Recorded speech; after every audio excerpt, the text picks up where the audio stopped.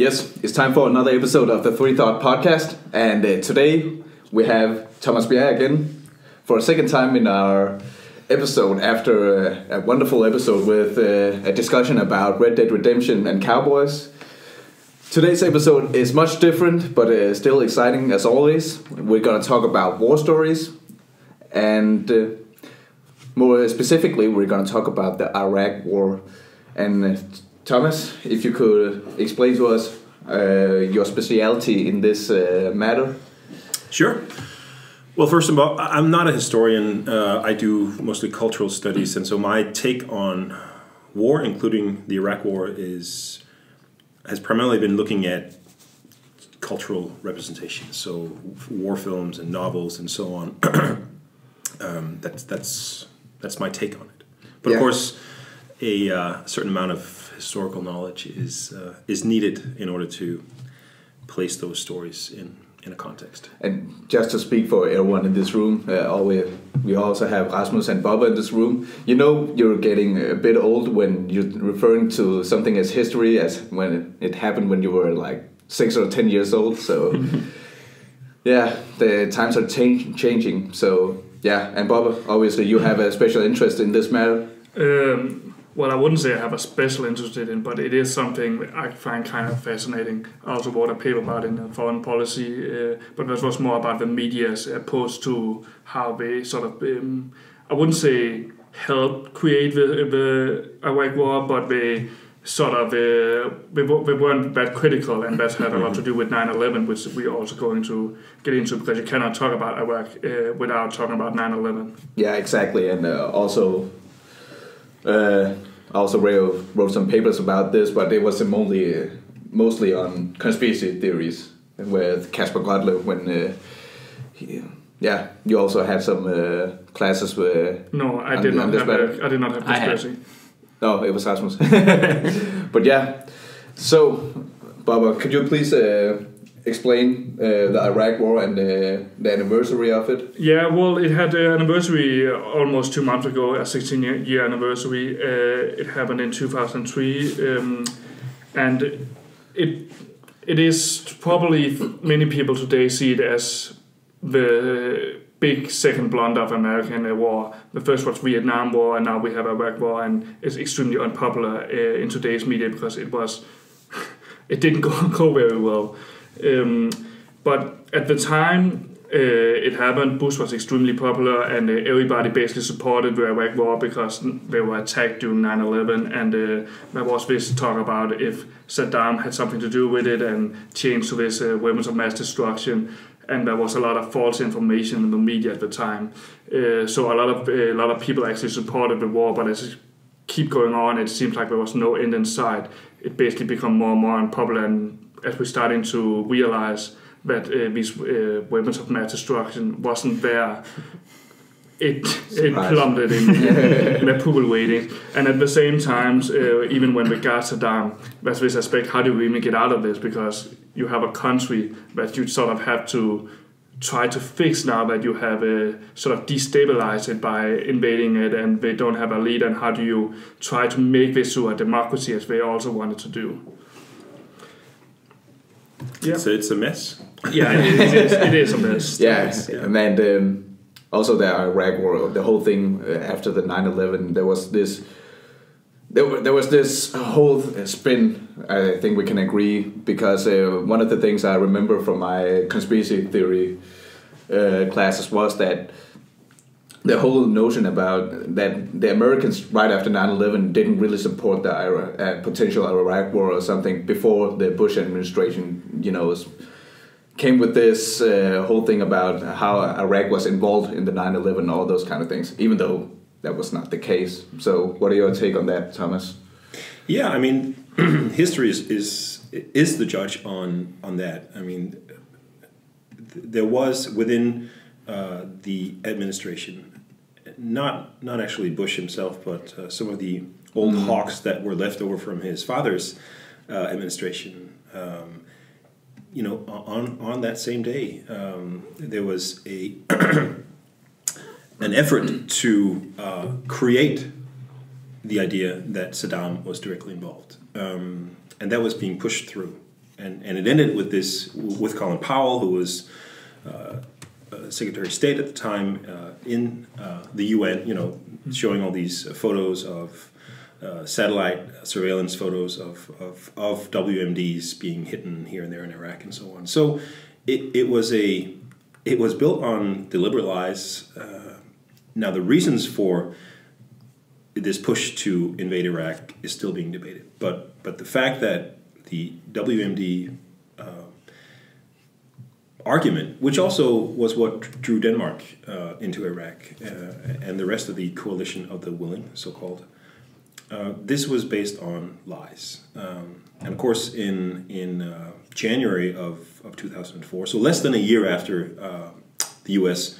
invades Iraq, this is when they stopped the search for weapons of mass destruction. So the Iraq War, as you said, the second big blunder in sort of America's history of wars after Vietnam. Afghanistan is a different beast. They housed the Taliban. The Taliban regime in Afghanistan, housed and protected Al Qaeda, who were responsible for the attacks. So there was, I think, a much more logic argument to at least go in and try to get rid of, to go into Afghanistan to get rid of Al Qaeda, and of course the Taliban regime was also overthrown. And now, of course, the U.S. are in peace talks with the Taliban, 18 and a half years after the attacks, right? So it's Iraq is difficult to justify. I think even Afghanistan has turned into just a mess on all accounts. Yeah. And how do you explain? It's hard to describe the reputation of the U.S. military force around this time, because it seems to be around the same storylines on the Vietnam War. If you could explain that, Bubba. Well, I think we cannot underestimate how much 9/11 did, and it not only shocked America, it shocked the world. So a lot of people thought that it was okay to invade Iraq and also Afghanistan. As Thomas mentioned, Afghanistan is a different matter, because you can make an argument for why you would invade because Taliban was in at least in Afghanistan, where so it was sort of a threat for Saddam Hussein's regime if they had Taliban in Iraq. So Taliban wasn't there. But 9/11 had such an impact on America and the Western world as a whole that people sort of got blinded to the reality, and that was the same thing that happened to the media, that you basically was extremely uncritical of all the sources you got. So at the end, basically all the media's painted the same picture, and if they had some sources that was saying the opposite of the narrative that was bringing out of the Bush administration, it was basically a line or two in an article. So this entire aspect of the lead up to Iraq War was based so much on the emotional impact that the Western society had gathered of this tragedy of 9/11. And it sort of clouded most people's judgment, because people wanted revenge, they wanted to get payback. And they, at the same time, I mean, one of the interesting facts is that Bush is probably seen as one of the least popular, worst presidents in modern history, but he also has the highest approval ratings of every president ever.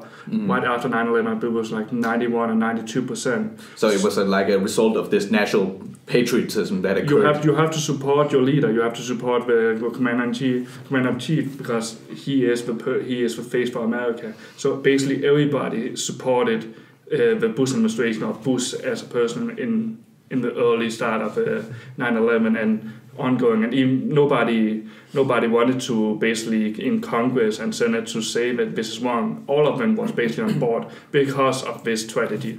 Yeah, exactly. And so when would you say that the public opinion on the Iraq War was going from getting massive support to actually opposition from Americans now? So I brought some polls, which is always interesting. And you talked about patriotism and national pride. And of course, what happens when a nation is attacked doesn't necessarily create a sense of patriotism. I mean, it can create shock and anxiety and depression and so on. But the way in which, as you mentioned, the media, politicians, and so on talked about 9/11 and the understandable need for revenge among many Americans created a certain type of story that sort of pushed towards, that emphasized pride in America, its history. We will rise again. That kind of story, which then helped boost a sense of patriotism, which reached a high point in 2003, according to one poll. And of course, now it's one of the lowest in history because of the divisive nature of the country. Anyways, so the support, as you also said, for the war was both for Iraq and for Afghanistan. When the U.S. invaded Iraq in March of 2003, only 23%, this is a Gallup poll, thought that it was a mistake to send troops into Iraq. And so, basically 3/4 of Americans thought this was the right decision. But the number of Americans who began to disagree with going into Iraq steadily increased. By the end of 2003, so the same year they went in, 40% of Americans thought it was a mistake. And by June 2004, so just a year and 3 months after, a majority of Americans thought it was a mistake. And of course, remember on May 1st, 2003, so less than 2 months after the invasion, Bush lands on USS Abraham Lincoln in his flight suit, this big Hollywood moment, live national speech, giving his mission accomplished speech, right? And of course, this is when things really began to go wrong. They disband the Iraqi army later in May. So you have all these unemployed Iraqis. They still have their weapons. And so we begin to see the beginning of the insurgency. We have Abu Ghraib coming in 2004. So the whole image, and from an American perspective, Saddam is found in December of 2003. So that sort of creates a second boost. But then the contractors who were killed on a bridge in Fallujah in March of 2004, and then Abu Ghraib, which becomes public in April of 2004, and the number of dead Americans reaches 1,000. Right. So several sort of, from a PR perspective, really bad events begin to happen in sort of the first half year of 6 months of 2004. And of course, the more American troops that are sent home in body bags, the larger the opposition. Also, as you said, Bush was popular. No one in Congress really stood up. The media didn't fulfill its obligation, I think, as a critical media in those first months, maybe even years. But we see sort of a conflation, if you will, of more U.S. dead troops, more the insurgency that creates more and more problems for Americans or the coalition in Iraq. Bush's ratings begin to fall, and that leaves room for critical narratives. So the media begins to become critical. Michael Moore's Fahrenheit 9/11 is released in 2004. This is the first sort of big anti-war or Bush critical film or story that really gets a hold of people. And so that 2004 becomes a turning point in many ways. The number of Americans who thought it was a mistake has actually dropped. So there's a drop after 2014, and of course now at that point even, so the war in Iraq is officially declared over in December of 2011. Yeah.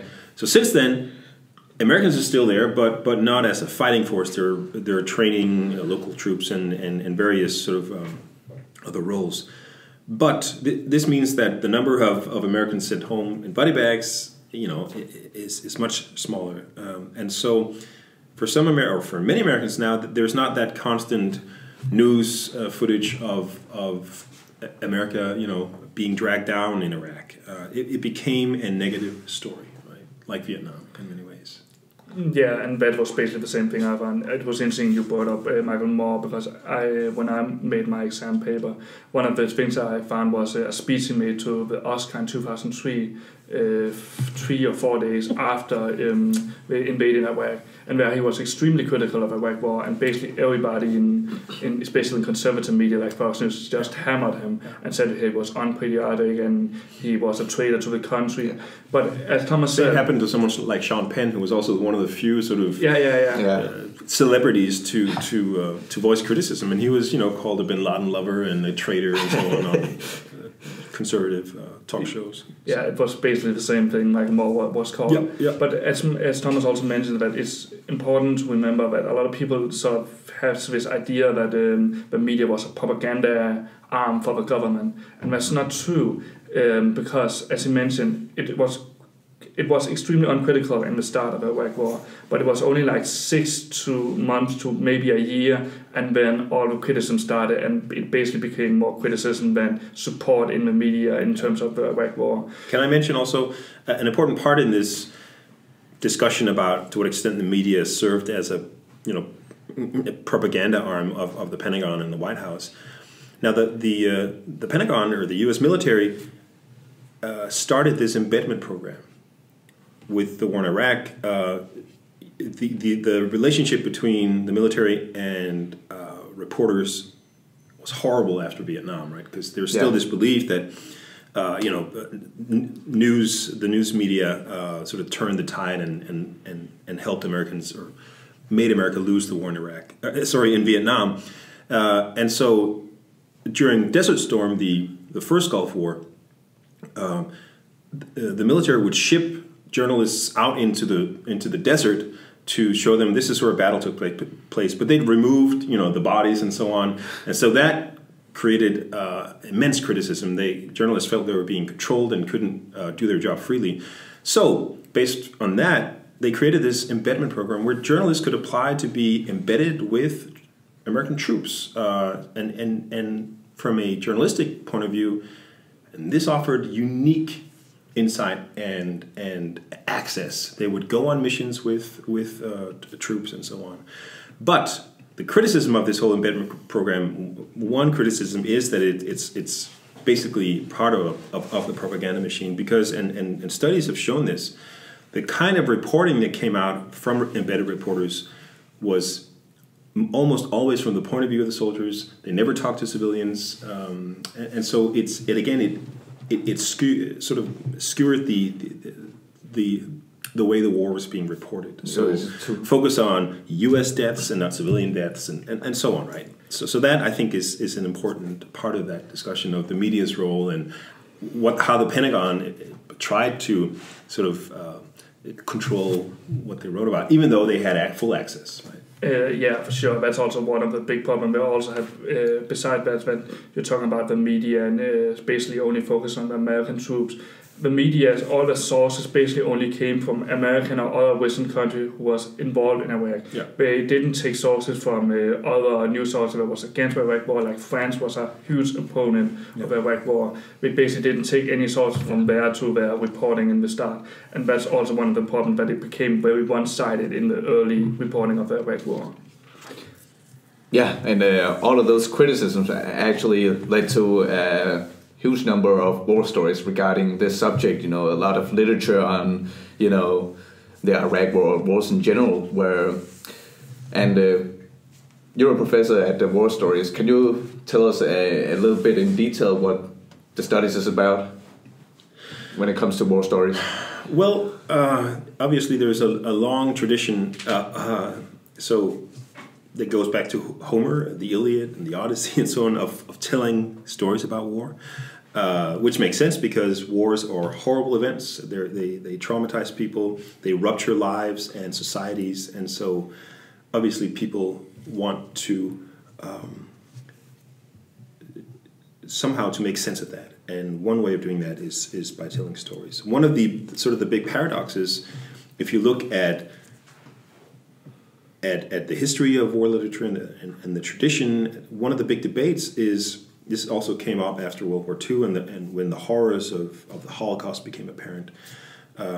This idea that there can be no art after Auschwitz, there can be no poetry because words. The idea that language is insufficient in describing the horrors of war is sort of a constant, and so much war literature somehow has to do with that idea that it's just not possible to accurately represent or give voice to what the person writing or the character has experienced. That's a common theme in war literature. Nevertheless, there is a tradition of war literature, so people have managed to write. Another question is, why write? For some, it becomes a way of organizing the chaos that war always is. So it can be therapeutic. Also, if you're traumatized, the research shows that in order to take the first steps of escaping, trauma works. If you're traumatized, you have experienced one or several traumatic events, and your brain has sort of blocked those off. So you can't, at your own will, access that or those events, but they return. So in forms of flashbacks or nightmares or even during daytime. And so they have a control over a traumatized person that leads to, these awful episodes, for instance, out in public and so on. Yeah. And literature is one of those ways in which learning or talking. So the notion of testimony, of bearing witness, this is something that was terms that were developed after World War II and especially Holocaust survivors. There are still Holocaust survivors in sort of homes in Israel who are mute. They lost the ability to speak based on what they saw. They wander around in a haze and have done so, since the late 40s. But if you can somehow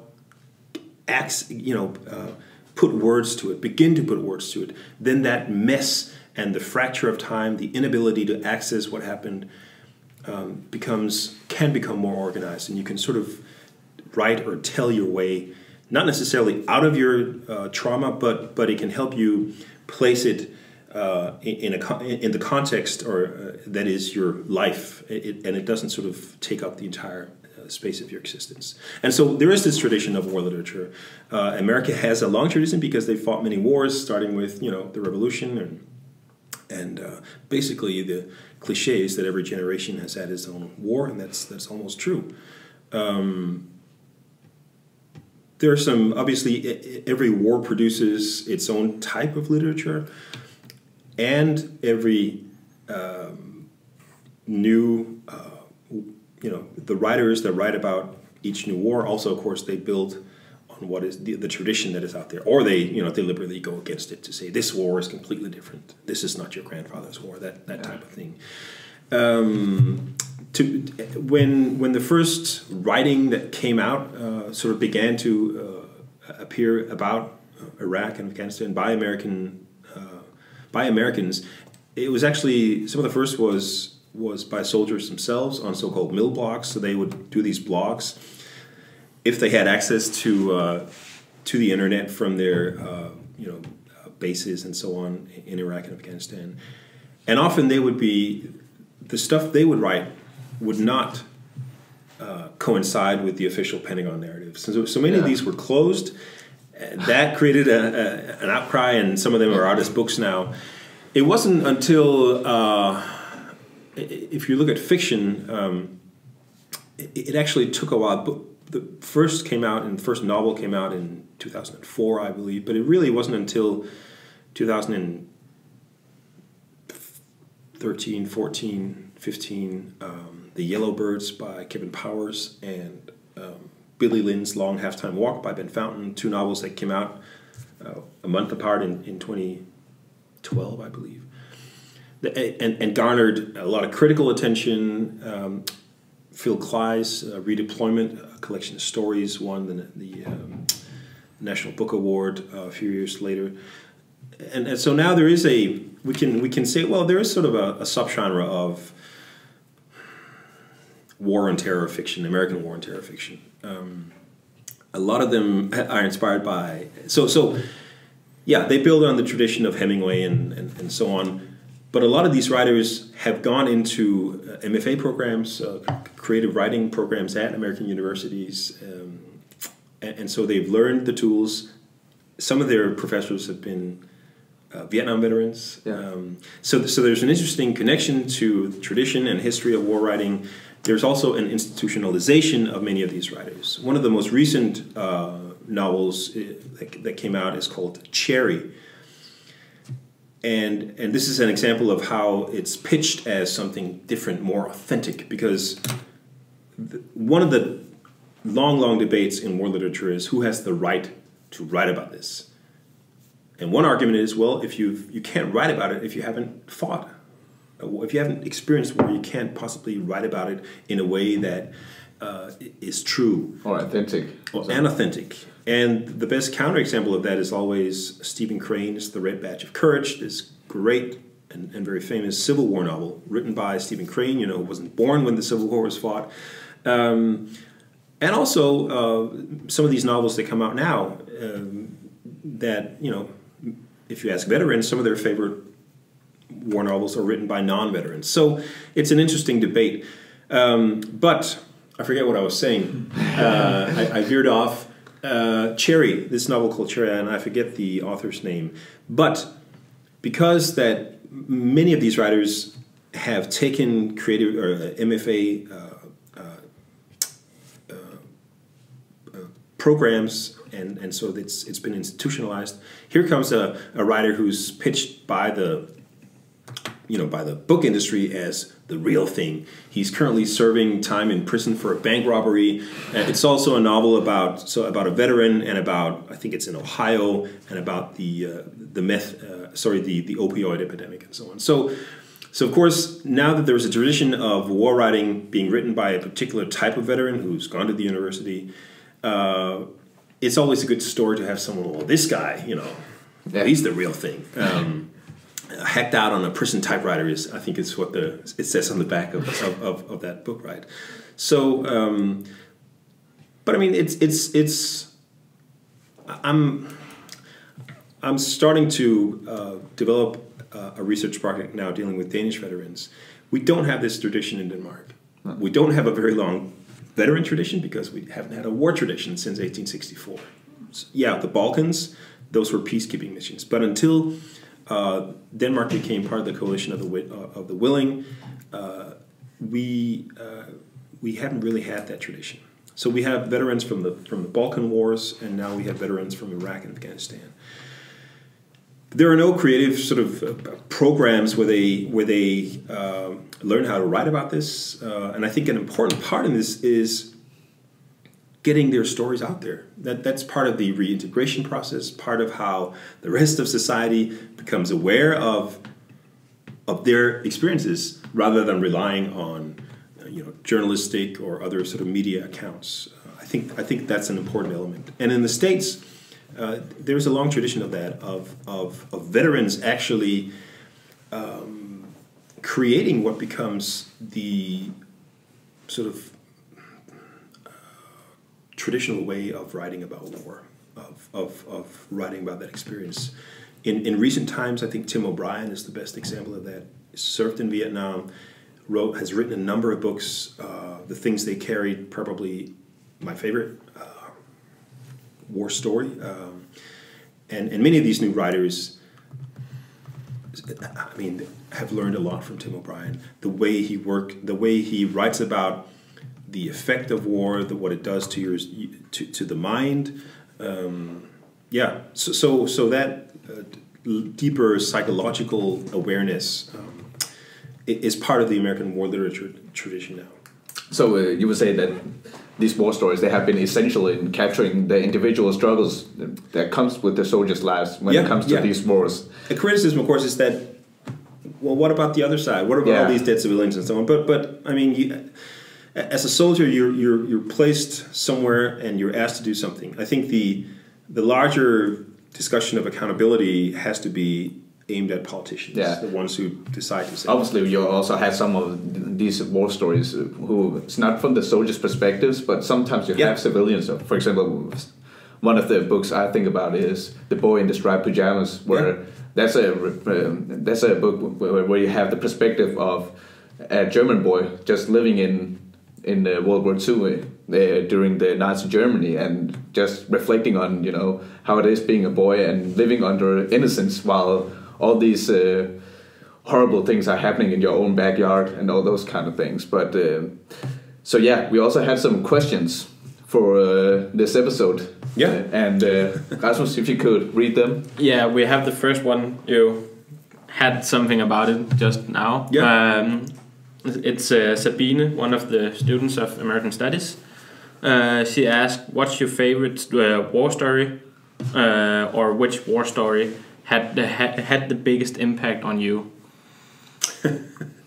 So I grew up in the 80s, and sentimental value can't be.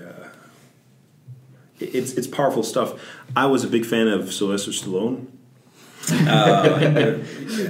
I discovered him in the mid 80s when the second Rambo film came out, and part of my early. This is basically my only. I wasn't a difficult kid. One of my early or only examples of rebellion was I wanted to go see First Blood Part 2, the second Rambo movie, at the movie theater, and my parents wouldn't let me, and that was highly unfair. I ate up that stuff, and now it's. I mean, I don't go back and rewatch it, but it certainly left its mark, and I would still recommend the First Blood. I mean, the first film, the first Rambo film. That is much more thoughtful, although it veers into something different towards the end.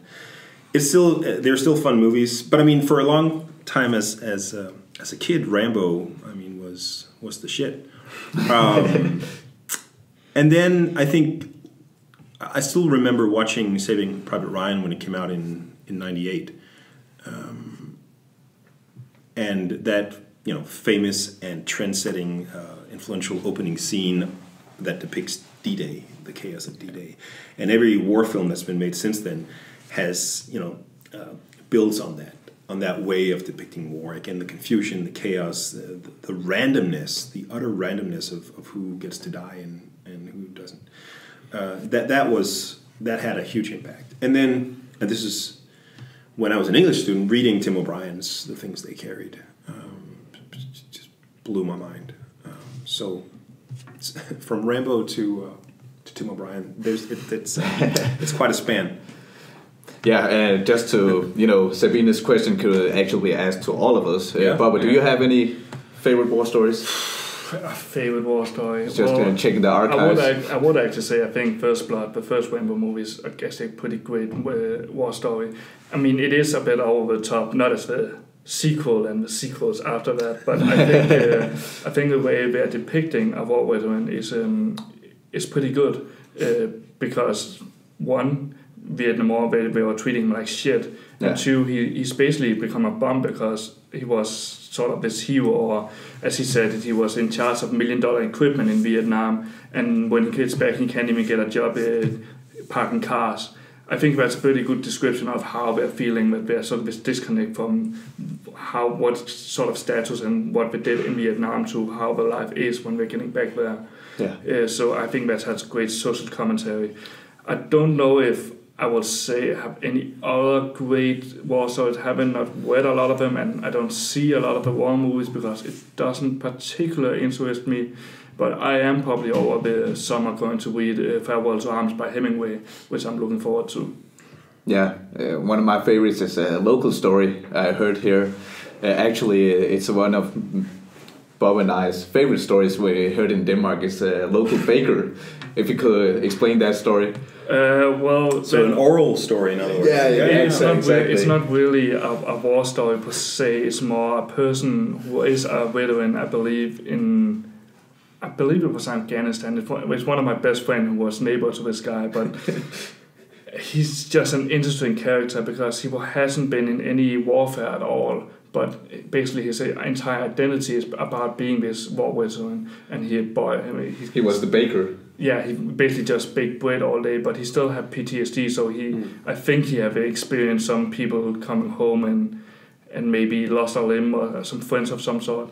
But it's just this entire of what I heard about this entire persona that all he cares about is this war veteran. He had like a Super Bowl ring where it's just this war veteran, and it's an interesting case, I would say. We just have this thought that while he's bringing bread, put it in the oven, he has his PTSD flashback, and he just gets waked up by the alarm clock. So it's just an interesting story. So, but obviously, I always love The Boy in the Striped Pajamas because it's just an interesting perspective to have.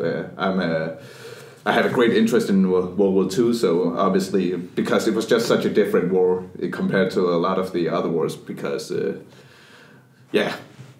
everyone knows about that. So I would say that is one of my favorites. But when it comes to war stories, I like hyper-realistic books that, or movies who describe what it is exactly like if you're in a battle or in a war.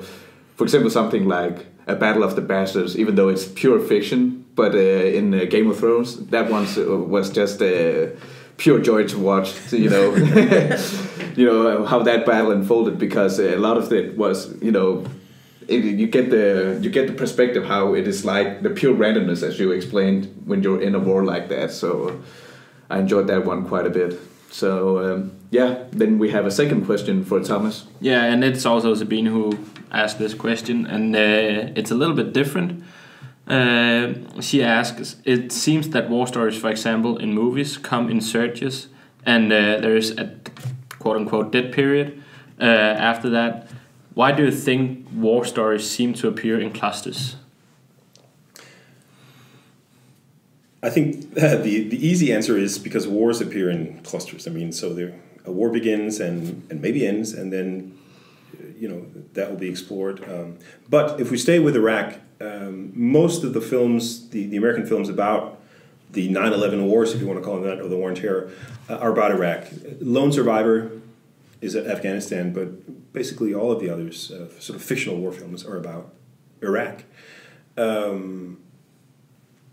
I think the industry has something to do with this. So Hollywood, also if we're doing independent films, they all want to make money off of this, right? So you can have directors and maybe everyone wants to make a living, right? So you can have like idealist directors that may have a vision, but they often run up against sort of the cynical nature of the film industry, and producers who will say, well, this is all good and well, but we won't get people to watch this unless we change this and that. Now, and I'm teaching this in this partly in this semester in an elective BA course. But if you look at Hollywood or American films about these wars, the first ones that appear are sort of small, independent, and they approach this topic almost as if it was a documentary. The Hurt Locker becomes sort of the first critical darling, winning a lot of Academy Awards, including Best Picture, Best Director. Catherine Bigelow, first woman to ever do so. This is back in I guess it comes out in 2008, so the awards in 2009. It is still in the Academy Awards history, it is of all the Best Picture winners, it's the one that has made the least money in the U.S. So this is 2008. It comes out at a time when the war in Iraq is increasingly unpopular. Studies have shown that when Americans in these years, were flipping through their channels on the TV, if they hit the news, and it was about the war, they would switch to something else. So they were sick and tired of hearing about the war, and they didn't want to pay $10-15 plus a babysitter to go watch a film about it. Plus, I think we have to look at the types of stories that these early films told, because starting with, I mean, they weren't traditional heroic war stories. You know, they weren't. And as much as I like Saving Private Ryan, it's still a very conservative story that sort of trumps American decency. Did I use that word correctly? Trumps? Yeah. No, that sort of upholds this notion of American decency and doing the right thing and so on. These first films, also an HBO miniseries like Generation Kill, I think can belong to this first pattern of just approaching the war and saying, okay, we have these young men, some of them are teenagers, 19-year-olds, who are being sent to a desert in a country if they've heard about it, they certainly don't know very much about it. There are no sort of noble causes that drive many of these young men. Some are bored, or some have to choose between going to prison or into the army and so on. And I think that some of these films, Generation Kill, they reflect that. The notion of the soldier as an adrenaline junkie is used in several of these, including The Hurt Locker. And it's a more critical, or at least a more complex way of showing war on the big screen than I think the majority of Americans preferred. Beginning with Act of Valor, which is it's not just fictional. It's based on a fictional conflict.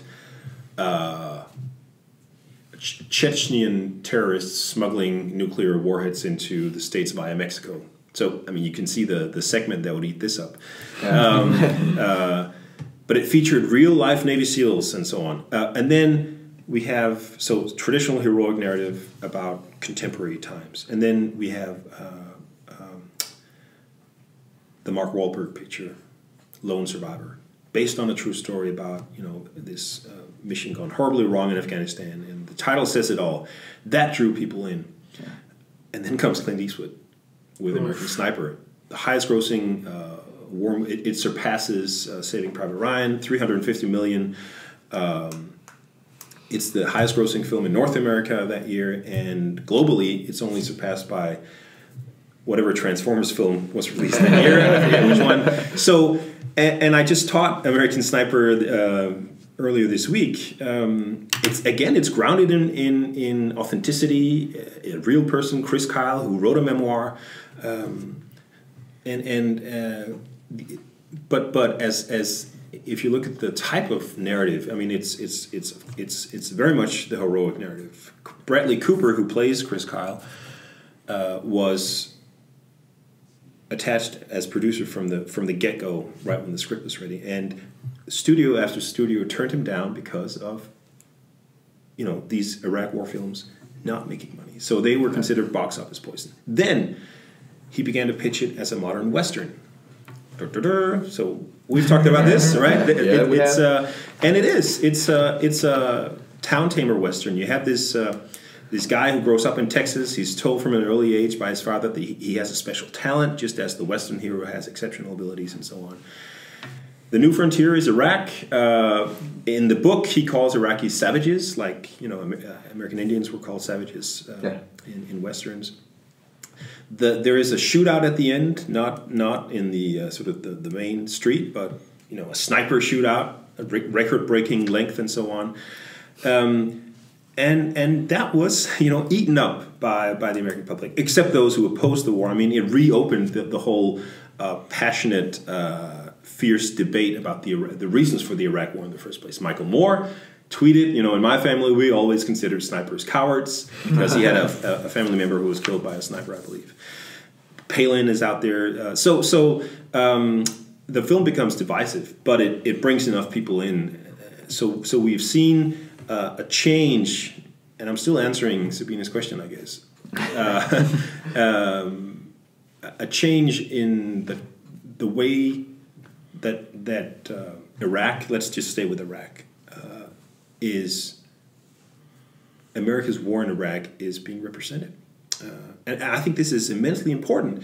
Again, studies show that our knowledge of history, even recent history, has a lot to do with the type of popular culture we consume. So the stories that are embedded in, and it can be computer games, which is a genre that's often overlooked because I think scholars, many scholars don't play computer games, don't play. But I mean, the game industry is much bigger than Hollywood, right? And there are many more people your age and younger who are playing these games that also, and there are some who've studied these and the way in which the Pentagon is working with game companies and so on. So I think I don't know that much about it, but again, you can become the way you view a particular conflict can be influenced through films and literature and games and all types of stories, right? So I think it's important that we try to figure out what type of story is being sold to us, and again that we become resistant readers or viewers or whatnot. Yeah, you mentioned earlier that all the wars they deliver some sort of different kinds of clusters of war stories. They have certain thematics when it comes to each war. What would you say the recurring theme is in the war stories regarding the Iraq War?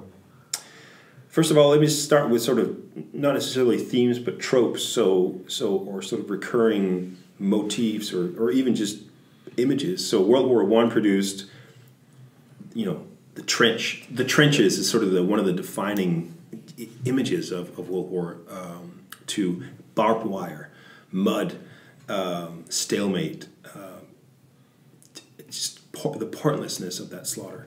Yeah. Of course, again, we don't get many stories from Iraqis, so the literature that's written is not being translated.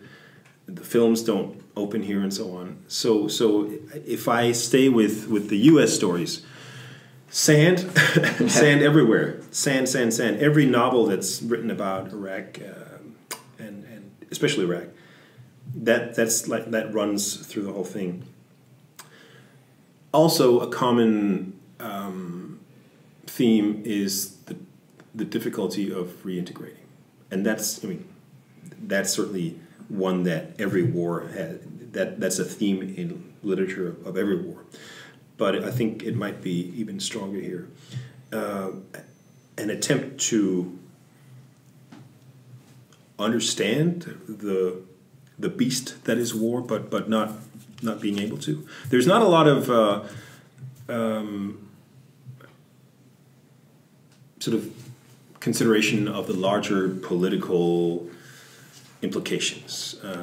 So many of these are written from the point of view of soldiers, even written by veterans or non-veterans. Often it's a soldier who tells a story.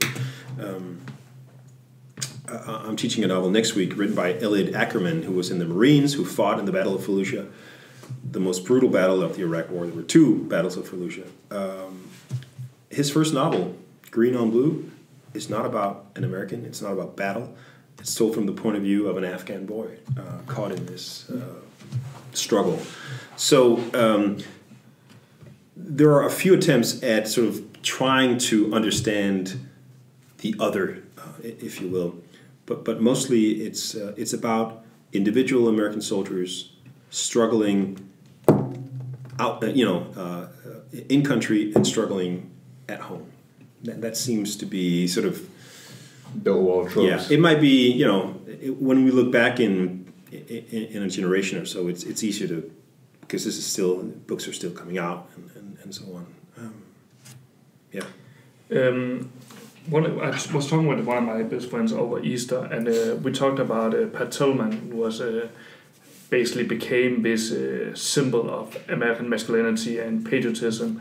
And he asked me, and I didn't really know the answer, and you touched a little bit upon it. Why is it that these young men decide to go to war? You talked a little about this adrenaline junkie and how they're portrayed in movies, but what is the overall drive to decide to want to engage in a war? You can't answer that unless you ask everyone who. There is no sort of even coming close to a single or simple answer or one answer, because Tillman chose to volunteer to. He was in the midst of an NFL career, Yeah. So I mean, he's not like, he doesn't represent the majority of American troops being sent out. And he's an interesting character because he basically was used as a propaganda person after he was killed. Yes. He was killed by friendly fire. Yeah. And people at the start, they said he was killed in battle, like it was some sort of heroic, and he gave away all these millions of money, walked away from them from his NFL career to sort of protect his country. But in the end, he was killed in friendly fire. There wasn't any heroic thing about it. And as people who knew him closely, they also said that the way they're talking about Tillman, it has nothing to do with how he was a person. He hated this glorification, and he didn't want it to be seen as a way of being patriotic, and this is why you are not allowed to. Yeah, we talked about in American context in terms of American sports and how you're not allowed to kneel under the flag because that's against the troops. And he also used as a symbol in that way as being this, you're basically disrespecting Tillman. But people who knew him said that Tillman would have loved to have a discussion with people doing this. Yeah, and it's from what I know, I think it was a family tradition also, right? Yeah. And it was a deeply held belief that it was his duty when the country was at war, if you agree with the war or not. So it was a personal belief for him.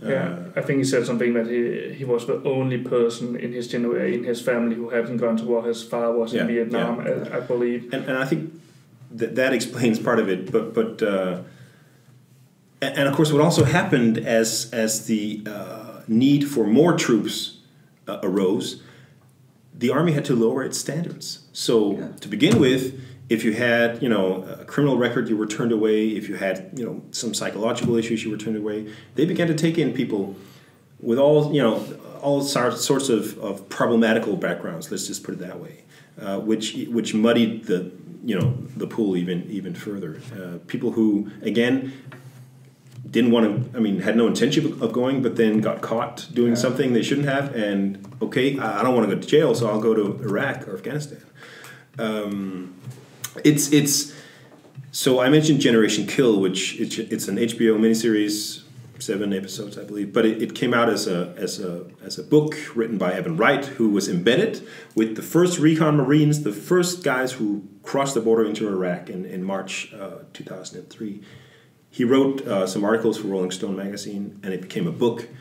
And I think he tries really hard to sort of show how these Marines are. Their grandfathers, the Marines of that generation, wouldn't recognize these guys.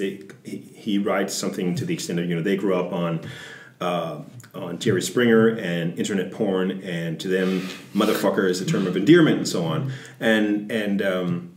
And there was, again, no sort of noble cause. They didn't believe in that. They'd grown up on, playing, first-person shooter games, war games, and so on, and thought, hey, this could be fun. But, and I think this is an important discussion in all of this, calling it Generation Kill is sort of saying this is a new generation. It's not they're part of a generation, but they're a very, very, very small part. So and this is something I keep coming back to, the number. So, sure, I'm banging the table now. Sorry for that. The number of the percentage of the overall American population who's fought in Iraq and Afghanistan is less than 1, right? I think it's 0.5%, something like that. Now, this means we talked about World War II, and we talked about Vietnam. Vietnam had the draft. And so you had people from all walks of life, from all classes, who were forced to go. Of course, if you had connections, you could still avoid it. Don't shop. All kinds of people. And certainly not the only president. There's also Clinton. Anyways, but it meant that there was a much larger number of the population who knew people, sons, family members or friends who were in Vietnam over there fighting. And so that put a certain amount of awareness, or created an amount of awareness, and also I think, is a big explanation of the sort of the size of the sort of anti-Vietnam War movement. Now, you have people from the poorest parts of the countries who are being recruited. Now, during Vietnam, they abolished recruiting stations at universities and so on, and so today, recruitment stations are often in the poorer part of the countries where opportunities are smaller, and so hey, join the Army or the Air Force or Navy or whatever, and there are all these benefits, and plus, you know, when you get out, there are all these other benefits. It's no secret that the sort of the poor class doesn't have a big voice, and so the Iraq War especially was increasingly unpopular. But there was no, I mean, again, that there was a scene in Fahrenheit 9/11 where Michael Moore, in his sort of typical way, he's out there in people's faces. So he's walking around outside of Congress. And every Congress member that comes out during a lunch break says, "Is your child, fighting this war?" And of course, no one had children who were fighting in that war because no parents, unless you were sort of part of a military family. But I think most parents would not send their kids to war. So the civilian military gap in the U.S. is as big as it's ever been. Fewer and fewer Americans know people who are fighting in a war, and that makes sort of a big opposition more difficult. Yeah. So a last question before we wrap up. So one of the interesting aspects is that Bubba mentions that the Iraq War is the modern time Vietnam War. Do you think that the U.S. has finally learned something from those kind of wars, just to going on, or is it going to happen again sometime? Well, I think it all depends on. Well, I'm not even sure. I mean, if I can jump in, yeah, I think the problem here is it's also dependent on the circumstances. I mean, Vietnam was with the Cold War and with the communism, we are trying to fight back, and here we have 9/11, which was sort of a springboard to the Iraq War. So it's difficult to answer because you don't really know what's going to happen. And I think we also forget in all of this that traditionally, the U.S. has had a very strong, in terms of politics, a tradition of isolationism, right? Yeah. World War I, it was Wilson was very unpopular, wanting to become part of that mess. World War II, I mean, it wasn't until the Japanese bombed Pearl Harbor, the U.S. wanted to stay out. Bush W. was elected. He really had no interest in foreign policy. It was all about domestic issues. Then 9/11 happens, and he's sort of forced to react. And I think when Trump was elected, it was part of his platform was isolationism again. Get out of all those wars. But of course, it's difficult with Trump because he says one thing, then he says another, and he said, when it comes to North Korea and Syria and even Afghanistan, he certainly flip-flopped all over the place. And so there seems to be a large part of the population, at least, that would prefer America getting out of these wars in faraway places. That's probably the same thing I would say about it. As you mentioned, also Trump, it's difficult with all the presidents keep on changing. It's difficult to know what kind of ideology there is in the White House or in Congress in 10 years' time. So I don't really think it's a place you can answer, but I think there might be more opposition at the moment going into war because, as you mentioned, there's more of this isolationism idea now, which has been the largest military strategy in America's history. Yeah.